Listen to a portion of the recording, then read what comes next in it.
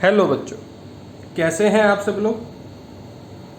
तो बच्चों आज हम अकाउंट्स क्लास 12th का चैप्टर नंबर 4 स्टार्ट करेंगे। चैप्टर का नाम है बच्चों change in profit sharing ratio.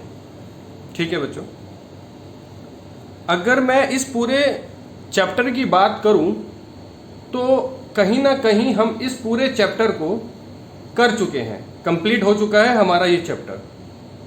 क्योंकि अगर मैं इस चैप्टर के अंदर की बात करूं कि इस चैप्टर के अंदर क्या क्या चीज़ें हैं जो हमें सीखनी है, तो मैं आपको बताऊं तो हमने यहाँ पर सीखना है रेशियो कैसे निकाली जाती है। और रेशियो जो है वो दो तरीके की हैं, सैक्रिफाइसिंग रेशियो, गेनिंग रेशियो। आपको नाम सुनते ही याद आ गया होगा क्योंकि हमने chapter number 5th, 6th, 7th, 8th ये सारे के सारे हमने चैप्टर करे हैं, जिसके अंदर हमने सैक्रिफाइसिंग गेनिंग रेशियो निकालना बहुत अच्छे से सीखा है। अगर मैं बात करूं गुडविल की, तो जितने भी हमने क्वेश्चंस करे हैं उसमें स्टेप नंबर जो 2 होता था वर्किंग नोट का, उसमें हम गुडविल निकालना ही सीखते थे। गुडविल कितने तरीके की होती है, कैसी होती है, कैसे निकालते हैं, नहीं दे रखी होती या पार्टनर नहीं लेकर आया हुआ होता तो हम किस तरीके से करंट अकाउंट में से उससे गुडविल ले लेते हैं, निकाल लेते हैं, ये हमने सब सीखा हुआ है।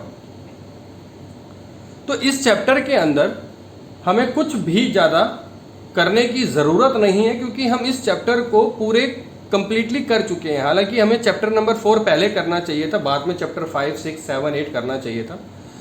तो इस सेशन में थोड़ा सा हो गया क्योंकि थोड़े टेस्ट वेस्ट की वजह से हमारा चैप्टर नंबर 4 शुरू नहीं हो पाया। तो चैप्टर नंबर 4 एक तरीके से हम कंप्लीट कर चुके हैं। बस आज अगर मैं आपको कुछ चीज़ें बता दूं जिससे कि आपको एक मतलब रिमाइंड हो जाए कि हाँ हम ये कर चुके हैं, ठीक है, आपके भी माइंड में ये बात ना आए कि हाँ हम चैप्टर 4 हमने छोड़ दिया या हमने चैप्टर नंबर 4 किया नहीं है। क्योंकि इस चैप्टर के अंदर जितनी भी चीज़ें हैं, इसके अलावा वर्कमैन कंपनसेशन रिजर्व है, तो वर्कमैन कंपनसेशन रिजर्व की जितनी भी एंट्रीज थी मैं आपको सारे की सारी एंट्रीज केस के साथ समझा चुका हूँ। इन्वेस्टमेंट फ्लक्चुएशन रिजर्व की भी सारी एंट्रीज मैं आपको केसेस के हिसाब से समझा चुका हूँ। तो यही सब चीज़ें इन चैप्टरों में हैं जो हम chapter number 5th, 6th, 7th, 8th में समझ चुके हैं। ठीक है, बाकी स्टार्ट करते हैं इस चैप्टर को। सबसे पहले change in profit sharing ratio का मतलब क्या होता है उसको समझ लेते हैं, क्योंकि कहीं ना कहीं हम सब कुछ सीख चुके हैं लेकिन डिफाइन भी पता होना जरूरी है। Change in profit sharing ratio means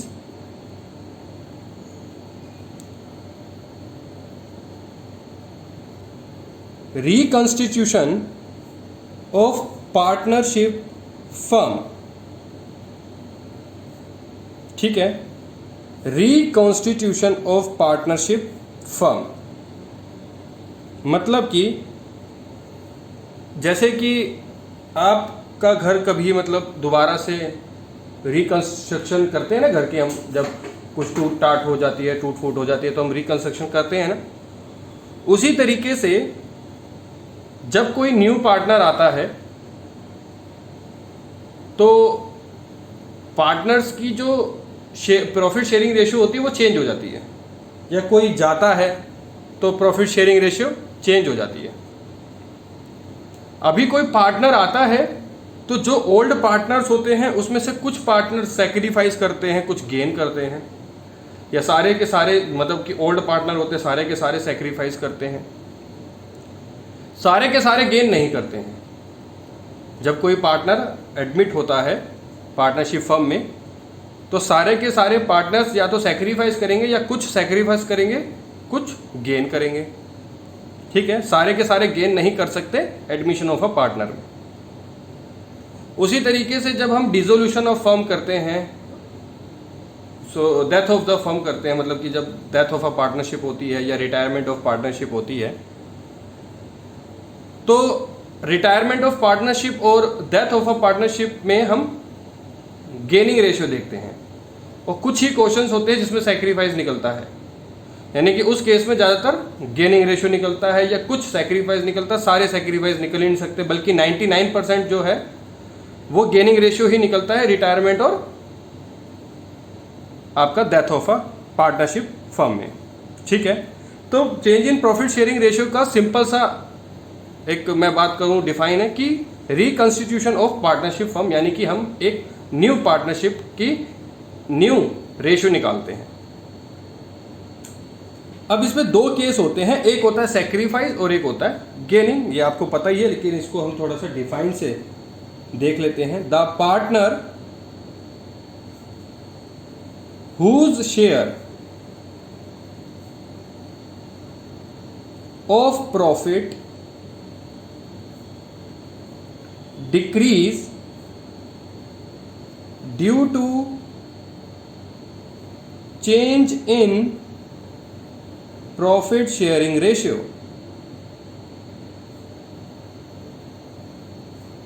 is known as sacrificing ratio। कोई भी partner profit sharing ratio change होने की वजह से अगर अपना शेयर ऑफ प्रॉफिट डिक्रीज कर लेता है या डिक्रीज हो जाता है, उस पार्टनर को या उस रेशियो को सैक्रिफाइसिंग रेशियो कहेंगे। ठीक है, अभी इसी का just opposite, the partner whose share of profit increase due to change in profit sharing ratio is known as gaining ratio। ठीक है जी,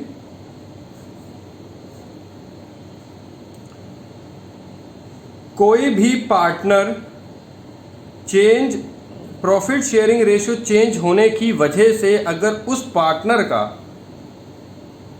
शेयर ऑफ प्रॉफिट बढ़ जाता है तो उस पार्टनर को या उस रेशियो को गेनिंग रेशियो कहेंगे। ठीक है बच्चों, तो ये हमारा, अगर मैं बात करूं तो सैक्रिफाइसिंग रेशियो और गेनिंग रेशियो का सिंपल सा अर्थ है, डिफाइन है। ठीक है, अगर मैं बात करूं सैक्रिफाइसिंग रेशियो के फॉर्मूले की, अगर मैं बात करूं सैक्रिफाइसिंग रेशियो के फॉर्मूले की, तो सिंपल सा इसका फॉर्मूला है old share minus new share. ठीक है,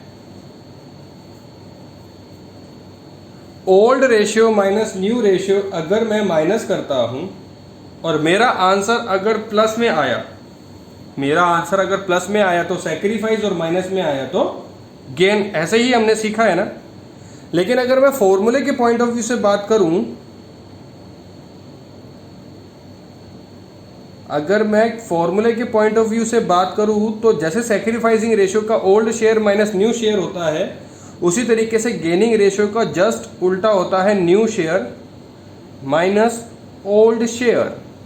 यानी कि जो आंसर, जो रेशियो हमारी माइनस में निकलती है वो इस फॉर्मूले को निकालकर लगाकर हमारी प्लस में निकलेगी। बात समझ में आ गई?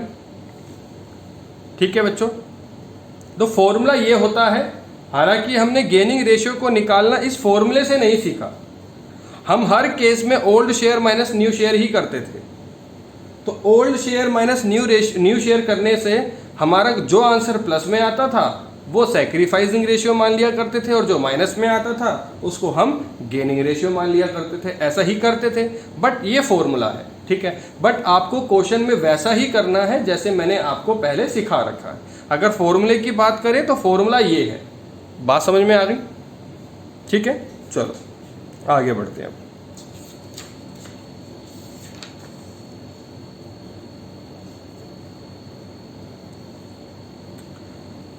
हम कुछ इसके बिहाफ से कुछ क्वेश्चंस देख लेते हैं। हालांकि हमने बहुत सारे क्वेश्चंस कर भी लिए हैं, क्योंकि हमारा स्टेप नंबर वर्किंग नोट का स्टेप नंबर 1 ही सैक्रिफाइसिंग रेशियो होता था जब हम एडमिशन ऑफ अ पार्टनर करते थे, और जब रिटायरमेंट या डेथ कर रहे थे तो हमारा स्टेप नंबर 1 गेनिंग रेशियो निकालने का होता था। ठीक है, तो ये हम बहुत क्वेश्चन कर चुके हैं, लेकिन जब चैप्टर कर रहे हैं तो इसको भी हम थोड़ा सा और देख लेते हैं। तो एग्जाम्पल नंबर फर्स्ट देखो, x and y are 2:1 partner. ठीक है, x और y जो है वो 2:1 के हिसाब से पार्टनर हैं। It was decided by them to share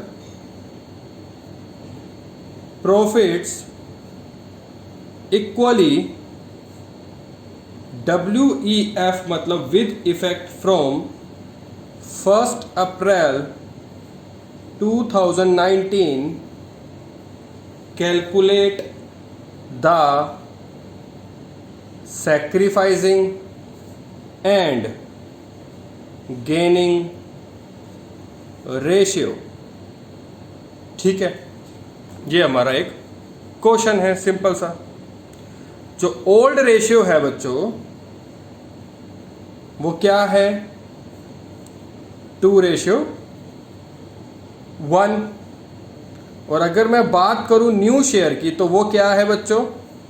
1:1, क्योंकि इक्वली लिखा हुआ है। हमें कैलकुलेट सैक्रिफाइसिंग और गेनिंग रेशियो करनी है, तो हम कुछ नहीं यहां पर लिखेंगे x और जहां लिखेंगे हम y। जैसे हम पहले से ही करते हुए आ रहे हैं बिल्कुल वही चीज हम इसमें यूज करेंगे। हम दूसरी चीज करके अपने माइंड को डाइवर्ट नहीं करेंगे, बिल्कुल वैसा ही करेंगे जैसे हम अभी तक करते हुए आ रहे हैं। 2/3 1/3 माइनस करेंगे 1/2 1/2, बस यही है ना। तो इसका एलसीएम लो, 6 एलसीएम हो जाएगा, 4 - 3 6, इसका भी एलसीएम हो जाएगा 2 - 3। 4 में से 3 गए 1/6, 2 में से 3 गए 1, साइन माइनस का क्योंकि 3 बड़ा है। तो अगर मैं बात करूं तो x जो है वो तो सैक्रिफाइस कर रहा है और जो y है वो गेन कर रहा है 1/6 से, और सैक्रिफाइस x के द्वारा भी 1/6 से ही किया जा रहा है। तो इसी एक ही कंडीशन से हमें सैक्रिफाइस और गेनिंग दोनों के दोनों मिल गए। हमने कोई old minus new, new minus old का कोई फॉर्मूला नहीं लगाया है इसके अंदर। हमने सिर्फ और सिर्फ ओल्ड माइनस न्यू मतलब ओल्ड माइनस न्यू के फॉर्मूले लगाने से ही हमारे को सैक्रिफाइस और गेनिंग पता लग गया, सिर्फ एक ही फॉर्मूले से। जो हम अभी तक हम करते हुए आ रहे हैं हमने एग्जैक्टली वैसा ही किया है, कुछ हमने फॉर्मूला लगा के अपने आप को कॉम्प्लिकेट नहीं किया। ठीक है, चलो अभी एग्जाम्पल नंबर 2 देखते हैं, वो क्या कह रहा है। A, B and C are 5:3:2 partner, यानी कि जो प्रॉफिट शेयरिंग रेशियो है ABC की वो 5:3:2 है। अब इस केस में जो C है वो रिटायर हो गया। चलो जी, टाइम पूरा हो गया रिटायरमेंट का कि भाई अब मैं आगे काम नहीं कर पाऊंगा आप लोगों के साथ, तो मैं रिटायर हो रहा हूं। And his share was taken over by A and B। A और B के द्वारा C का शेयर ले लिया गया है। ऑब्वियस सी बात है ना, रिटायर हुआ है ना, तो C का शेयर कहाँ जाएगा? A या B दोनों लेंगे, या A लेगा या फिर B लेंगे। यही कंडीशन हो सकती है ना कोई तो लेगा जो ओल्ड पार्टनर है, छोड़ तो सकते नहीं है। तो अभी दोनों के द्वारा ले लिया गया है किस रेशियो में? 5:3 रेशियो में। किस रेशियो में? 5:3। अभी कैलकुलेट करना है द गेनिंग रेशियो। देखो बच्चों, मैंने आपको जब ये क्लास स्टार्ट हुई थी तभी मैंने आपको उसमें समझाया था कि जब एडमिशन ऑफ अ पार्टनर होता है तो उसके हर केस के अंदर, मैक्सिमम केस के अंदर सैक्रिफाइसिंग रेशियो ही निकलता है 99%। कोई एक दो चांस हो जिसमें किसी एक पार्टनर का गेन हो जाए। उसी तरीके से रिटायरमेंट में भी 99% गेनिंग रेशियो ही निकलता है। किसी कुछ एक आधे क्वेश्चन के अंदर रिटायरमेंट के केस में सैक्रिफाइस निकल जाए। तो रिटायरमेंट के केस में उसने बोला ही यही है कि आपको गेनिंग रेशियो ही निकालनी है। ठीक है, तो चलो जी गेनिंग रेशियो हम निकालते हैं। बहुत ही ज़्यादा साधारण सा क्वेश्चन है, इसके अंदर ज़्यादा दिमाग लगाने की आवश्यकता है नहीं, क्योंकि दे ही रखी है सब कुछ बातें। अगर मैं बात करूं ए और बी, सी तो रिटायर हो गया ना, ए और बी की बात करूं तो उसका जो था ओल्ड रेशियो वो था 5/10।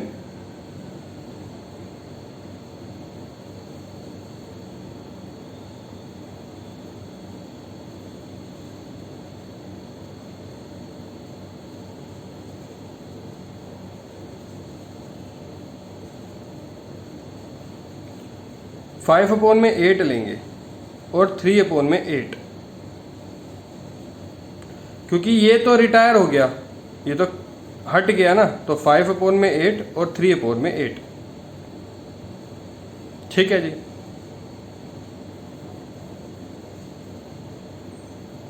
इंटू यहां पर दे भी रखा है उसका शेयर ए और बी के द्वारा लिया जा रहा है। तो अब उसका शेयर है कितना? 2/10। 2/10 होने की वजह से 2/10 इसके पास भी चला गया और 2/10 इसके पास भी चला गया। ठीक है जी, दोनों के पास चले गए ना 2/10। 5 2 जा 10/80, 3 2 जा 6/80। गेनिंग रेशियो क्या आ गया? 10:6, और इसको हम 5:3 भी बोल सकते हैं। ठीक है जी भाई, ये 5/8, 3/8 और जो डिस्ट्रीब्यूट होना है 2/10, 2/10, बस सिंपल। ये हम पहले भी कर चुके ही हैं, तो इसके अंदर कुछ जद्दोजहद करने की ज़रूरत नहीं है। तो इसी से रिलेटेड और बहुत सारे क्वेश्चन हैं चैप्टर नंबर 4 में, जो कि कुछ क्वेश्चन मैं आपको बताता हूं होमवर्क के लिए, वो आपको करने होंगे। फिर इसके बाद change in profit sharing ratio में इसके बाद फिर वैल्यूएशन ऑफ गुडविल है। वैल्यूएशन ऑफ गुडविल की, गुडविल को हम किस किस तरीके से कैलकुलेट करते हैं, तो ये सब भी बातें हमने चैप्टरों में सीखी हुई हैं। तो इससे रिलेटेड भी मैं आपको क्वेश्चन बताऊंगा, वो आप करना। इसके अंदर वही पिछले 5 सालों का निकाल के देंगे, इस तरीके से निकाल के देंगे, फिर उस तरीके से गुडविल निकालो, जैसे एवरेज प्रॉफिट से हम गुडविल निकालते थे, या कुछ एग्जिस्टिंग गुडविल दे रखी होगी। ठीक है, इस तरीके से हम गुडविल निकालते थे। तो हमने ये सारी चीज़ें सीख रखी हैं। उसकी एंट्रियाँ क्या होती है वो भी हम सब सीख चुके हैं। एग्जिस्टिंग गुडविल की एंट्रियाँ सारी आती है हमें। ठीक है, अगर गुडविल से रिलेटेड एक क्वेश्चन की, मतलब एंट्री से रिलेटेड कुछ एक क्वेश्चन कर लेते हैं ताकि आपको कंफ्यूजन ना हो। तो एक क्वेश्चन करते हैं, इसका एग्जांपल लेते हैं। A, B and C are 5:3:2 partner. ठीक है, ये 3 पार्टनर है 5:3:2 की रेशियो पे, and they decided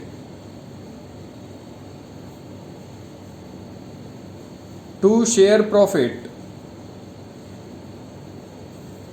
and losses equally. उन्होंने डिसाइड किया new ratio equally.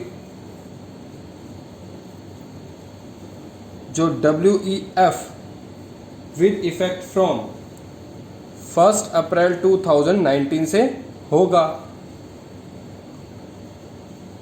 Goodwill of firm की दे रखी है, is valued at ₹90,000। Pass journal entry. चलो जी, केस दे रखा है फर्स्ट,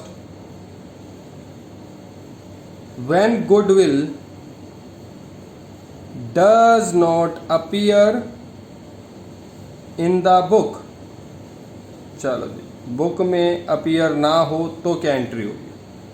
सिंपल सी एंट्री है, अगर बुक में अपीयर नहीं होती तो सबसे पहले हम क्या करते हैं, ए बी सी का सैक्रिफाइसिंग और गेनिंग निकालते हैं। 5/10, 3/10, 2/10 माइनस कर देंगे। 1/3, 1/3, 1/3, बिल्कुल ऐसे ही करा जाता है। एलसीएम आ गया 30, 30, 30, 15 - 10, 9 - 10, 6 - 10। चलो जी, 5/30 minus 1/30 minus 4/30। This partner has sacrifice and this 2 partners has gaining.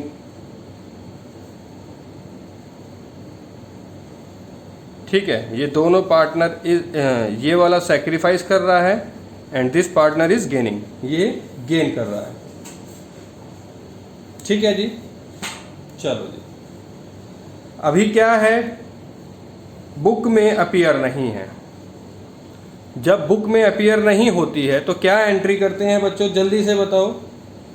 Gaining to sacrifice, यही करा जाता है ना। तो गेन कौन कौन हो रहा है, B's capital account debit, C's capital account debit to A's capital gaining to sacrifice ratio. जब बुक में अपीयर ना हो तो चलो जी, फर्म की गुडविल कितनी है जी, 90,000 इंटू सैक्रिफाइस 5/30, क्योंकि हमें सबसे पहले सैक्रिफाइस ही निकालना होता है। 15,000 क्या आ गया, 15,000, यहाँ आ गया 15,000। ओके जी, अभी ऐसे ही 90,000 का 1/30 निकाल लो तो आ जाएगा 3,000 और इसका आ जाएगा 12,000।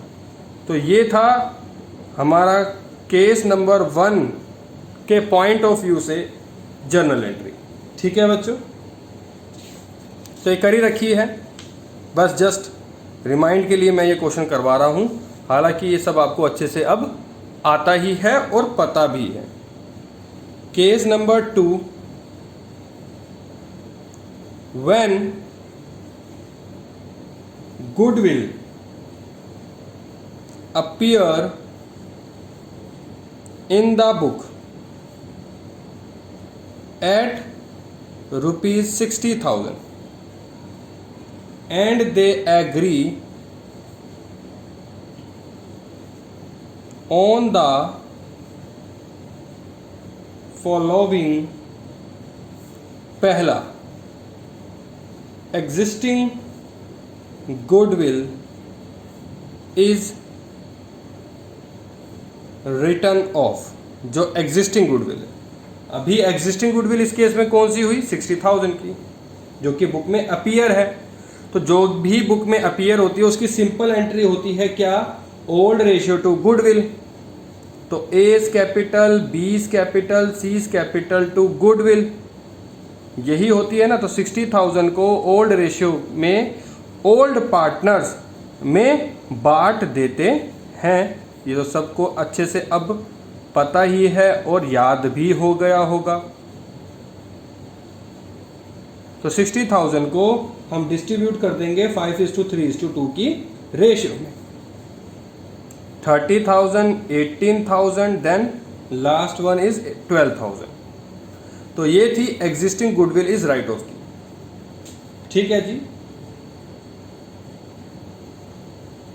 फिर उसके बाद हमें एक और एंट्री करनी होती है ना, वही ओल्ड रेशियो में ओल्ड माइनस न्यू करके। तो उसका तो वही निकलेगा जो हमारा इससे पहले वाले क्वेश्चन में निकला था, ये निकला था ना। तो इसी के पॉइंट ऑफ व्यू से एक और एंट्री होती है गेनिंग टू सैक्रिफाइस। गेन कौन कर रहा है? B's capital, C's capital to A's capital, यही एंट्री होती थी दूसरी वाली, वही 15,000 और 3,000 12,000 से। ठीक है जी। तो ये दो एंट्री होती थी जब एग्जिस्टिंग गुडविल दे रखी थी। तो 60,000 की दे रखी है और 90,000 पे फर्म की गुडविल भी दे रखी है। तो हमको इससे वर्किंग नोट से हम इसको डिस्ट्रीब्यूट कर देंगे, तो कि जो कि हमने वर्किंग नोट बना लिया है। बात आ गई जी समझ में?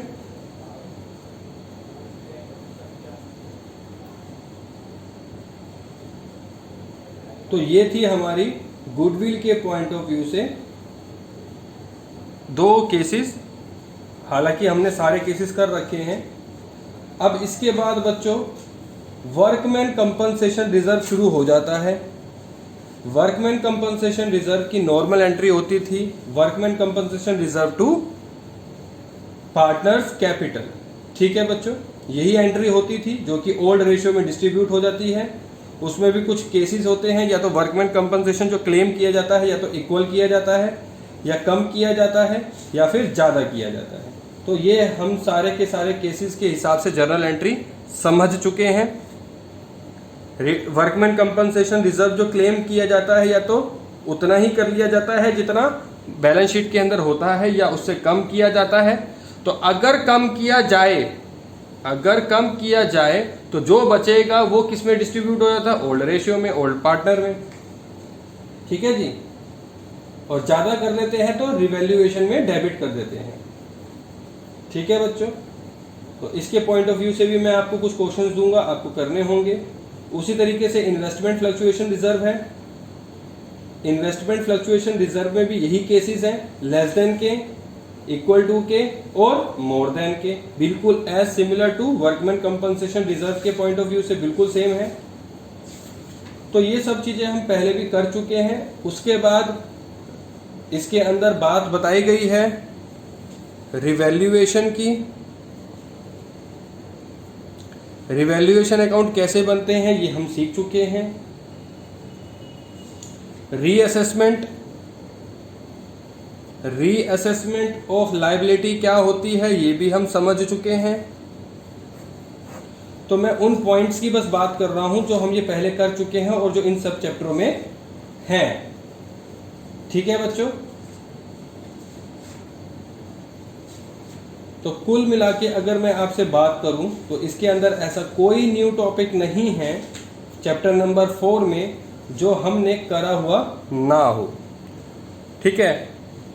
Workman compensation reserve, investment fluctuation reserve ये हम पहले कर चुके हैं और इसकी जर्नल एंट्री भी कर चुके हैं। तो मैं इसके बिहाफ से, इन सब चीज़ों के बिहाफ से कुछ क्वेश्चंस दूंगा, आप करना है।